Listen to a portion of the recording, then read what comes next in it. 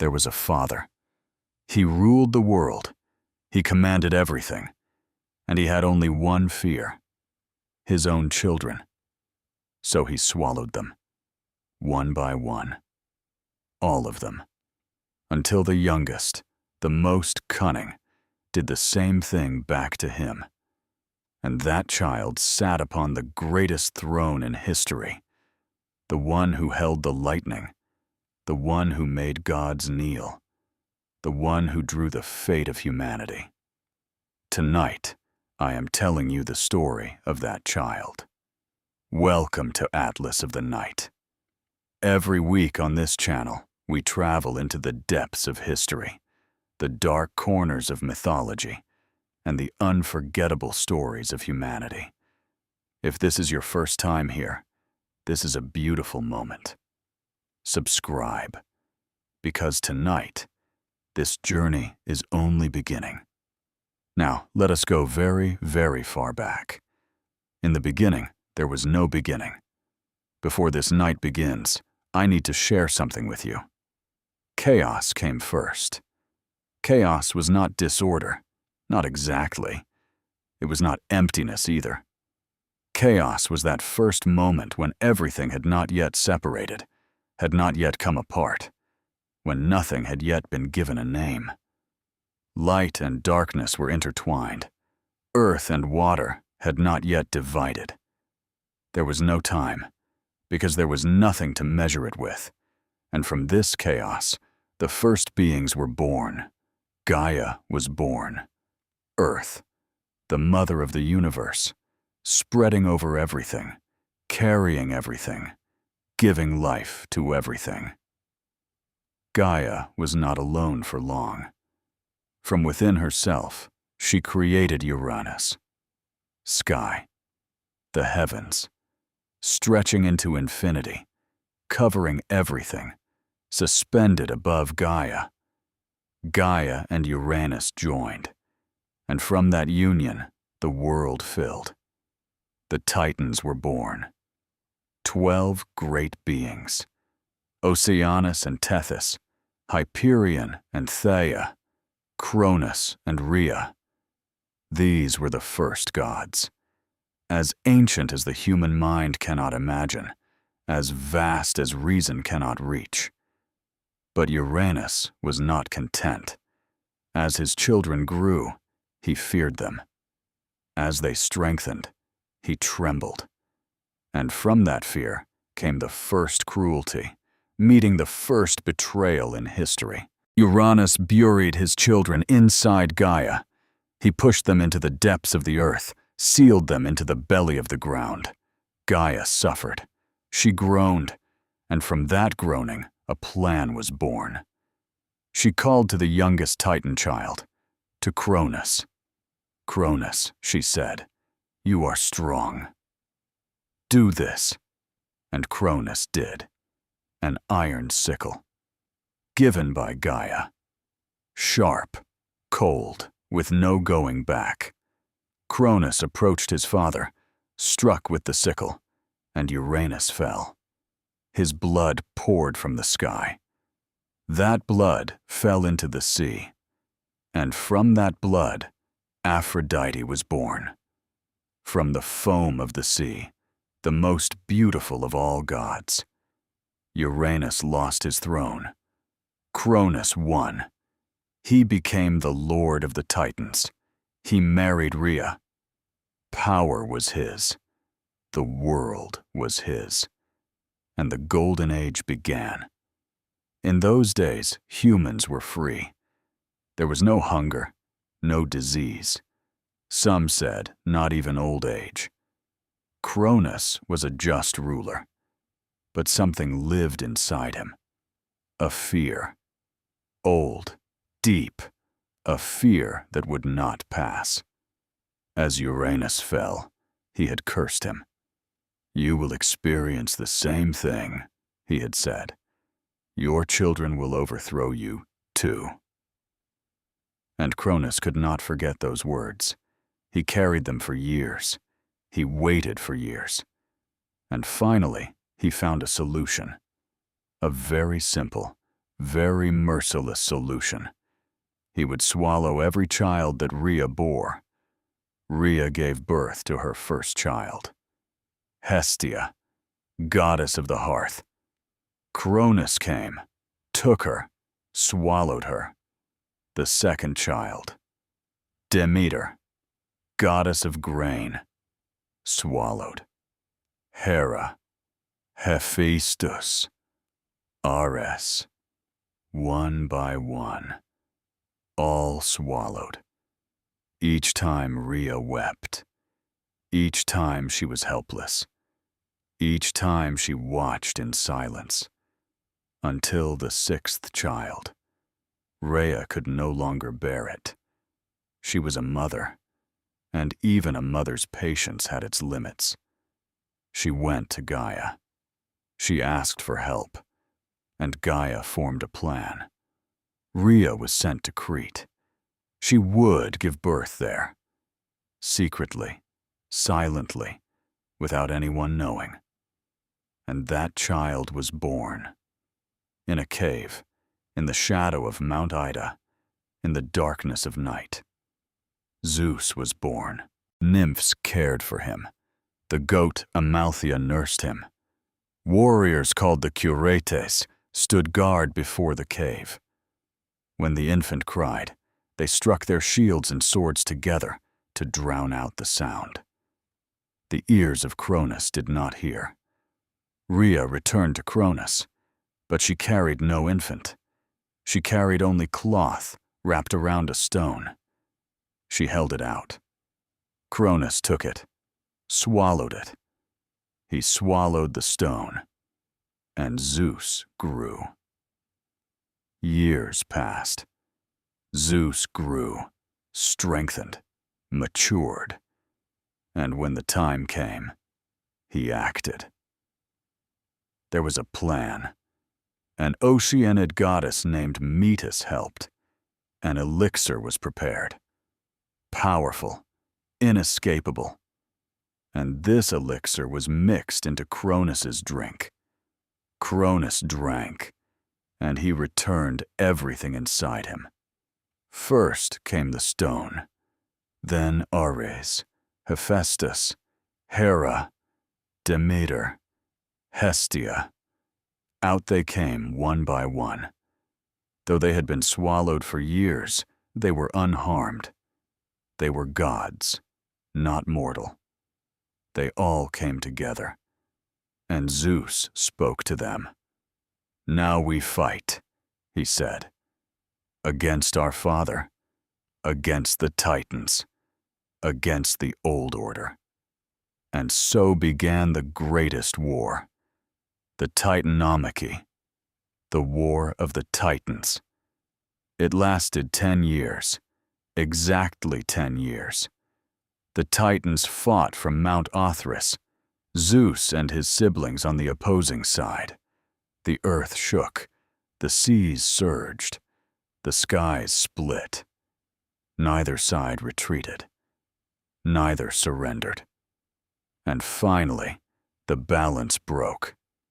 Zeus descended with his siblings, at Gaia's counsel, into the depths of Tartarus. There waited the Hecaton chairs, giants with 50 heads and 100 hands. They had been imprisoned by Uranus. Zeus freed them, and they fought at Zeus's side. And there were also the Cyclopes. The Cyclopes were 3 brothers, Brontes, Steropes, Arges. They too had been imprisoned. Zeus freed them as well, and they repaid their gratitude with weapons. They gave Zeus lightning, the thunderbolt, the most powerful weapon in existence. To Hades, a helm of invisibility. To Poseidon, a trident. And the war transformed. Zeus's lightning shattered the sky. The Titans fell one by one. Kronos fell. His throne fell. The Golden Age ended. The Titans were cast into Tartarus, into the deepest pit, the darkest darkness, that place of no return. And Zeus won. But winning alone was not enough. There were 3 brothers now: Zeus, Poseidon, and Hades. And they had to make a decision among themselves. They would divide the world. They drew lots. Poseidon received the seas, Hades the underworld, Zeus the sky, and Olympus. But pay careful attention to this. That division only determined their domains. Governance belonged to Zeus. Leadership belonged to Zeus. Zeus was the head of Olympus. Poseidon was lord of the sea, but Zeus was still the elder brother. Hades was master of the underworld, but Zeus was still above them all. And this was never disputed. At least, not at first. Zeus ascended Olympus. He married Hera, for Hera was both his sister and the goddess of marriage and family. This union was not merely a joining. It was an order that shaped the world of the gods. And Zeus began to rule. Now I want to pause with you for a moment, because to understand Zeus, one thing must be clear. Zeus was not simply power. Yes, he was the most powerful. Yes, he had the lightning. Yes, everyone feared him. But Zeus also represented justice, themis, order, balance, law. In ancient Greece, people called upon Zeus not only for power, but for justice. They made him witness to their agreements. They proved the faithfulness of their oaths by swearing to Zeus. When they treated a guest poorly, they feared Zeus. Zeus had 2 faces, one terrifying, hurling lightning, wrathful, unforgiving. The other protective, intervening in injustice, restoring balance, sheltering the weak. These 2 faces made Zeus one of the most complex figures in all of mythology. Now, I want to ask you to subscribe. Just for a moment. Atlas of the Night brings you stories like this every week. From history, from mythology, from the deepest corners of humanity. Subscribe so you miss nothing. Now let us continue. The children of Zeus. This subject alone could fill hours of telling. Because the children of Zeus were countless. He united with goddesses, with nymphs, with mortal women. And from each union, a legend was born. He was married to Hera. But that did not stop him. Hera knew this, and that knowledge transformed Hera into one of the most wrathful, most merciless, most vengeful goddesses in all of mythology. Hera did not attack her husband. She attacked his loves, the women, the children, the lineage. But Zeus did not stop. He united with Metis. Metis was his first wife, an Oceanid goddess. She was the embodiment of wisdom. And when Metis became pregnant, a prophecy emerged. The child of Metis would be more powerful than Zeus. History would repeat itself. The father would be overthrown. When Zeus heard this prophecy, what did he do? He did the same thing. He swallowed Metis. But the child Metis carried did not disappear. It grew inside Zeus. And one day, Zeus's head ached with such violence that he cried out. Hephaestus came, struck Zeus's head with a hammer, and from his skull, Athena was born, fully armored, fully equipped. Goddess of wisdom. Wisdom was born from the head of Zeus. Hera, for her part, sometime later, bore a child entirely on her own, without need of Zeus. Hephaestus, god of fire and the forge. But Hephaestus had been born ugly, and Hera could not bear it. She hurled him from Olympus. Hephaestus fell, his leg broke, and he remained lame. Years later, he took his revenge. He crafted a golden throne for his mother. Hera sat down and could not rise. Chains held her, and only when Hephaestus was called back, only when Dionysus made him drunk and brought him to Olympus, was Hera set free. Hephaestus forgave his mother, or at least, he freed her. In families, sometimes this happens, even among gods. Leto. Perhaps this is the most tragic story. Zeus united with Leto, daughter of the Titans.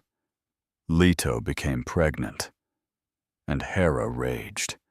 She prevented Leto from giving birth anywhere in the world. She allowed no piece of land to shelter her.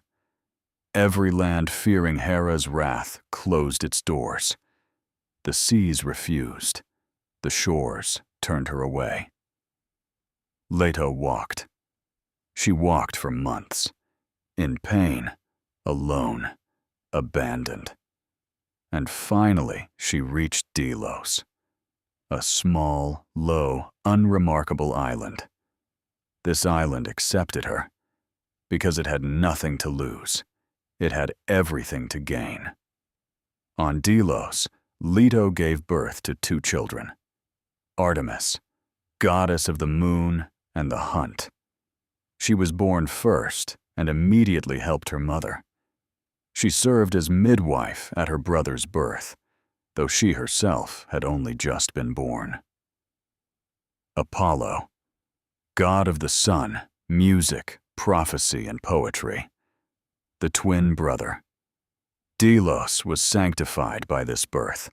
For thousands of years, it was revered as the place where Apollo was born. The island of the golden sun. Hera did not fall silent. As Apollo grew, so did Hera's attempts to destroy him. But Apollo survived, and he became a great god. Semele. This time Zeus fell in love with a mortal woman.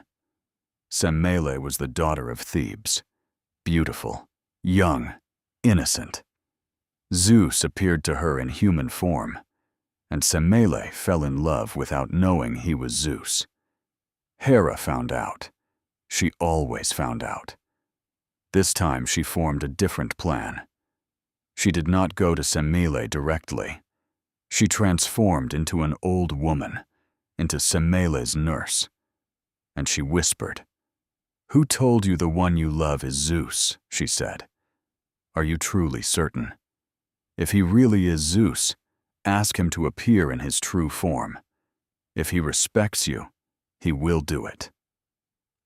Semele listened, and one night she said this to Zeus, "You will grant me one wish. You cannot refuse." Zeus swore. Upon the river Styx, the most sacred, most binding oath for gods, and Semele wished, "Appear before me in your true form." Zeus went still. He had sworn. He could not go back, and he showed Semele his true self, Lord of the sky, source of lightning, power in its complete form. Semele could not endure it. She burned. A mortal body could not withstand divine fire. But there was a child in her womb. Zeus saved the child. He placed it within his own thigh, and there it grew. It was born. Dionysus, god of wine, ecstasy, theater, and rapture, born twice, once from a mother, once from a god. Hera pursued him too. Dionysus fled, hid, passed from land to land. But he survived, and he was accepted into Olympus. He became one of the 12 great gods. Europa. This time, Zeus wished to approach a princess. Europa, daughter of Phoenicia, was beautiful. Zeus wished to come near her, but not in human form. He transformed into a bull, a gleaming white bull. He came ashore, lay in the grass, appeared harmless. Europa was not afraid. She drew close. She loved him, and she sat upon the bull's back. The bull rose. It walked. Then it ran. Then it entered the sea. And before Europa could understand what was happening, holding tight to the bull's back, she crossed to Crete. Zeus revealed himself. Europa accepted. What else could she do? And from that union, Minos was born, the legendary king of Crete, the father of the story of the Minotaur in the labyrinth, the founder of the greatest maritime civilization of the ancient world. Europa's brothers went to search for her. They could not find her, but in their searching, they founded new cities, settled in new lands, and those lands carry her name today. Europa. Europe. A continent bears the name of a taken princess for thousands of years. Now I want to tell you something different. The loves of Zeus may seem strange at first hearing. Why so many? Why so scattered? Why always the same pattern?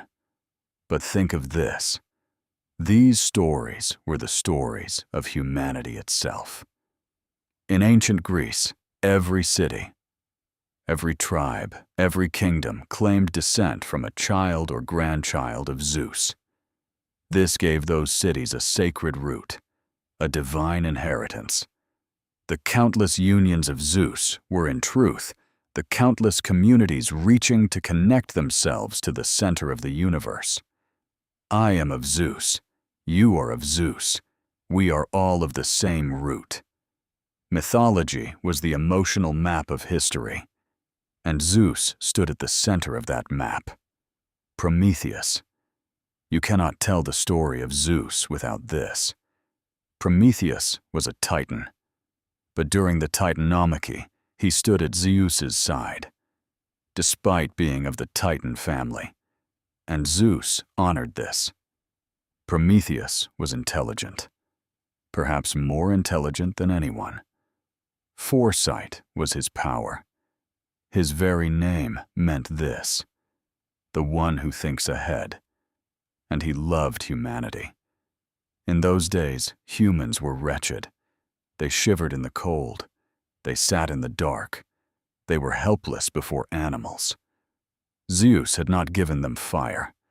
The light of Olympus belonged only to Olympus. Prometheus could not accept this. He climbed to Olympus. He held his torch to the wheels of the sun's chariot. Or, in some tellings, he took it from the forge of Hephaestus, and he stole the fire. He gave it to humanity. When Zeus found out, his fury was immense, because this was not merely a theft. This was a challenge to the divine order. It was the giving of something divine to mortals. The punishment was severe. Prometheus was chained to a rock in the Caucasus Mountains. Every morning an eagle came and ate his liver.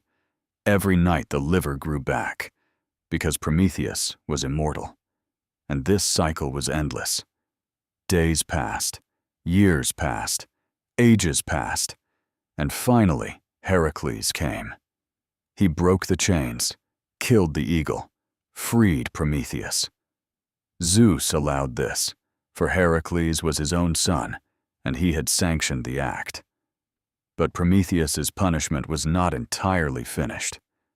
He was made to wear a ring on his finger, a stone ring, a piece of rock from the Caucasus. He carried his symbolic chains forever. Today, people wear rings on their fingers. Some scholars say this tradition traces back to Prometheus. The symbol of a chain became the symbol of love over time. Pandora.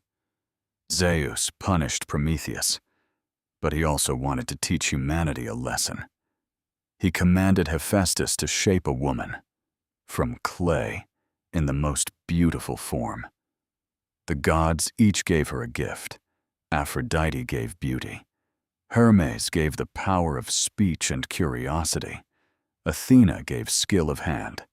Apollo gave music. Each god added something. And so she was called Pandora, the one who has all the gifts. Pandora was sent among humans. Beside her was a great box, or in some tellings, a jar. And she was told one thing: do not open this. But curiosity was her gift, and curiosity opened the door. From the box came everything: disease, death, jealousy, greed, war, grief. Every evil spread across humanity. Pandora closed the lid. She was too late. Nearly everything had escaped.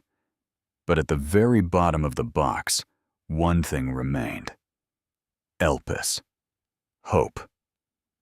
Zeus gave humanity every evil, but hope was still there, untouched, waiting, small. Some say Zeus did this intentionally. He did not give humans everything, but he gave them hope.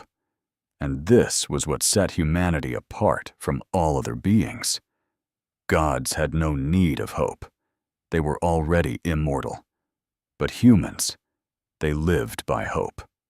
Now I want to take a moment here, because what we do on Atlas of the Night is exactly this.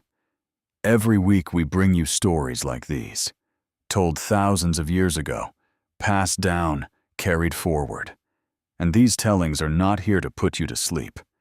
They are here to carry you somewhere much deeper, to a deeper place within your own soul. If you have not yet subscribed, now is exactly the right time.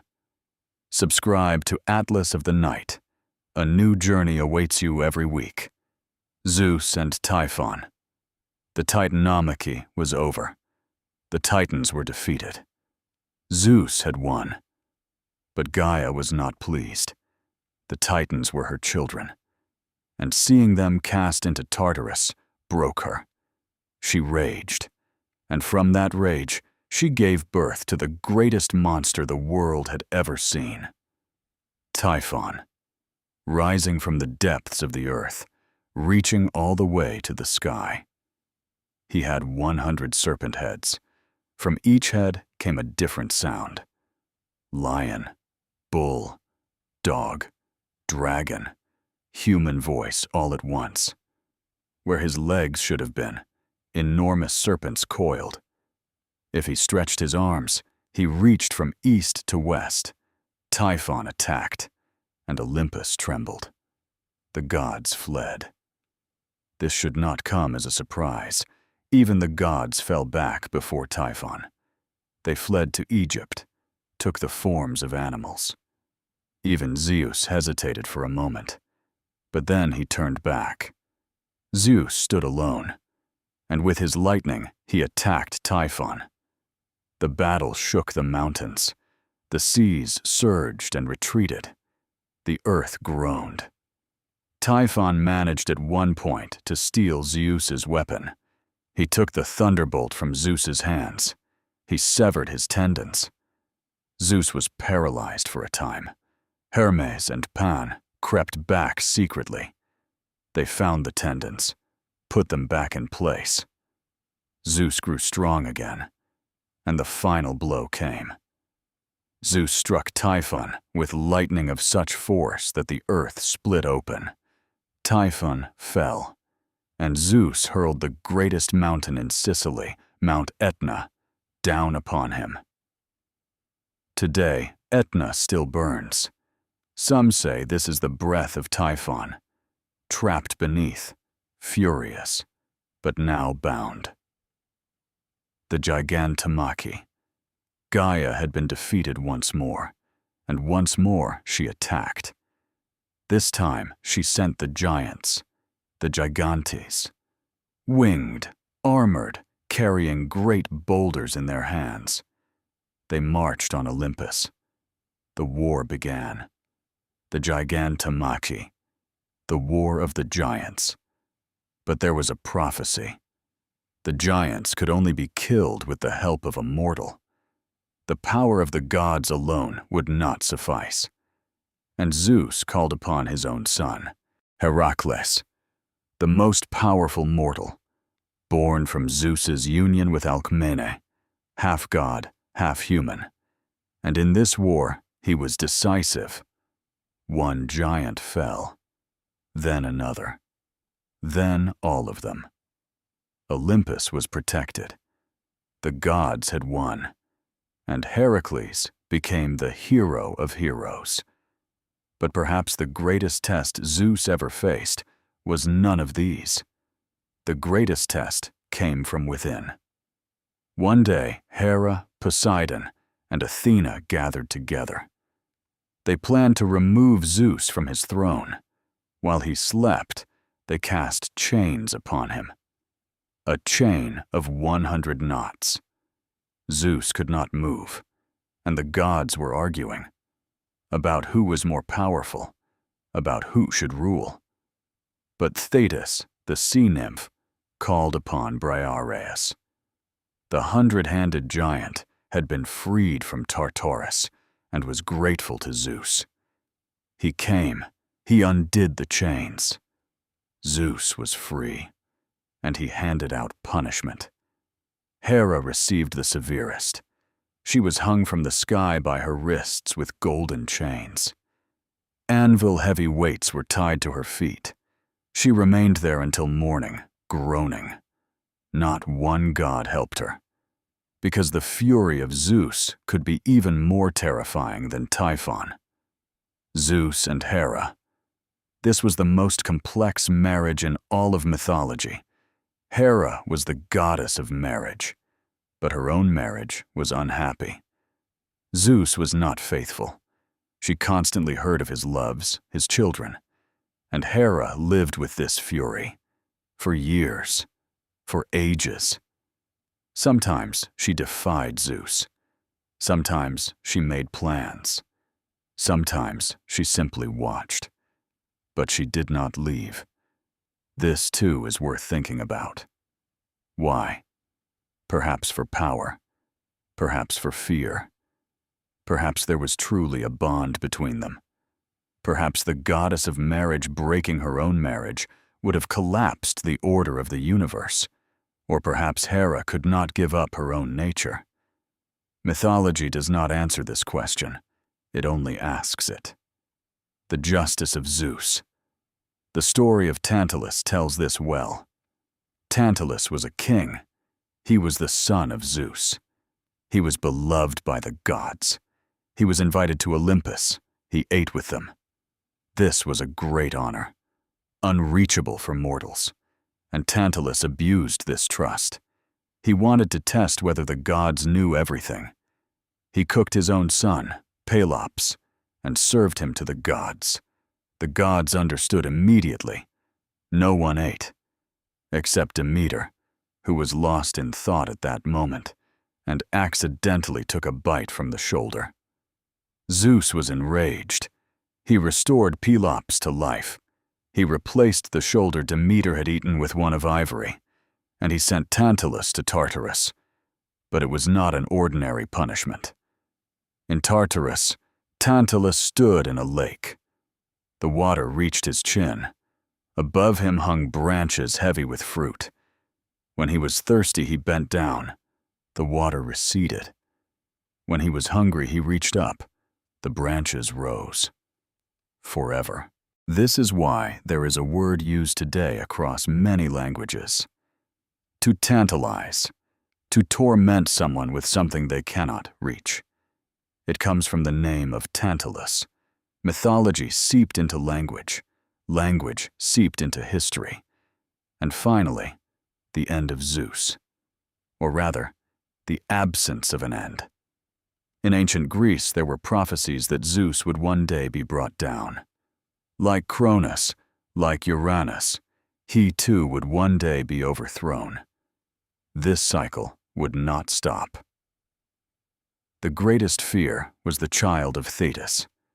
Thetis, the sea nymph, was very beautiful. Both Zeus and Poseidon desired her. But there was a prophecy. The son of Thetis would be more powerful than his father. Zeus and Poseidon withdrew.